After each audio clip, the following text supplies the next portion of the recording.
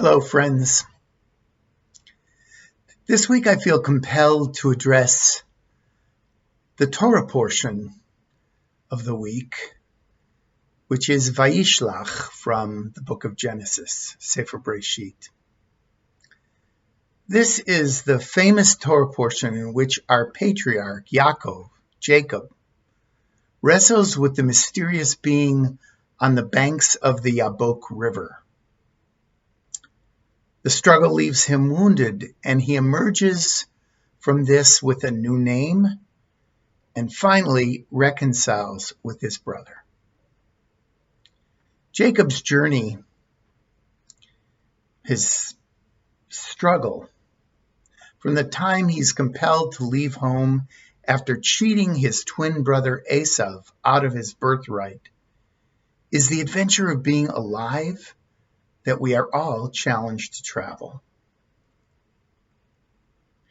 Human beings do things in our lives that push us out of our comfort zones and often alienate us from ourselves. We're presented with situations and teachers that we can mistake as enemies or adversaries who show us things about ourselves that are not easy to see or appreciate. In Jacob's case, he is clever, and cleverness can lead us to being manipulative. When he leaves home, he goes to live with his uncle Laban, who is more clever, perhaps even more devious than Jacob. Laban is an unwanted mirror for the parts of Jacob that Jacob might prefer not to see, but needs to see in order to grow and develop as a person. This Torah portion challenges us to consider who have been the unwanted mirrors in our own lives, who have been our adversaries, our difficult people, who at the time we experienced as plaguing our lives, but who we perhaps later understood that, or maybe even are now appreciating as important teachers in our lives. On Jacob's way home, he's forced to confront his twin brother Esav, the person he cruelly deceived so many years before. Jacob fears that his brother still harbors the anger for this deception and wants to kill him. Jacob does everything he can do to protect himself and his large family, the family that he's bringing home with him. He sends a very generous gift to Esav as a peace offering. He makes escape plans if he's attacked. And the night before he's to encounter Esav, he is all alone with his deep existential fears and doubts. That night, Jacob wrestles with the mystery.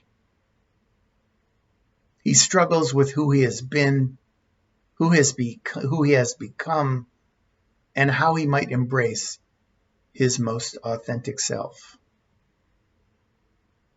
All of us who have experienced this dark night of the soul know that this kind of raw honesty, this stark self-reflection, can be quite painful. It can feel like a wounding experience, and it can also be liberating and even exhilarating. It is no accident that this wrestle that Jacob does all night long transforms him, perhaps allows him to reclaim himself. He is no longer Yaakov, the sly one, but Yisrael, the one who wrestles with God, the ultimate mystery. And in so doing, we too become Yisrael. This iconic God wrestle becomes the calling of our people. The challenge to each one of us, when the time is right, is to see ourselves as clearly and as honestly as we can. This is the work for which all other work is but preparation. This is what Torah guides us to do, challenges us to become our most authentic selves. It requires a powerful letting go of so much that we have acquired, taken on during the course of our lives.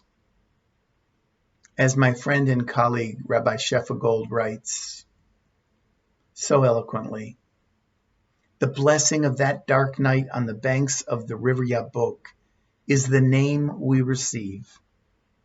A true name signifies and holds our essence. It calls forth our true power and sends us on a path towards remembrance.